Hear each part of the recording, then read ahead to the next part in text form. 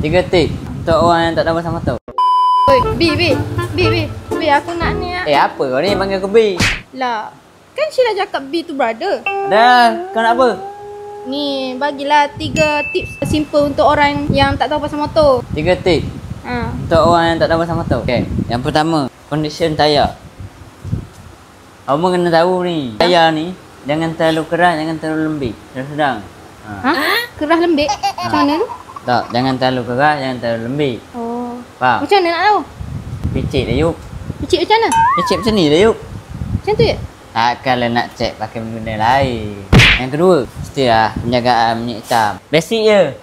Penjagaan minyak hitam ni basic je. Kau boleh buka bawah ni, keluarkan minyak hitam, buka oil filter, tukar. Tu yang ada oil filter lah. Yang tak pakai oil filter, keluarkan minyak hitam, tambah sini, tutup. Jangan lupa tak tutup pula. Yang ketiga, semestinya brake lah. Penjagaan.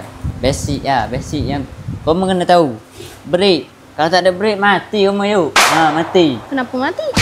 Habis kalau brake tak ada, macam nak bawa? Bawa je lah. Bawa boleh. Tapi kena tempah lah. Kubu awal sikit.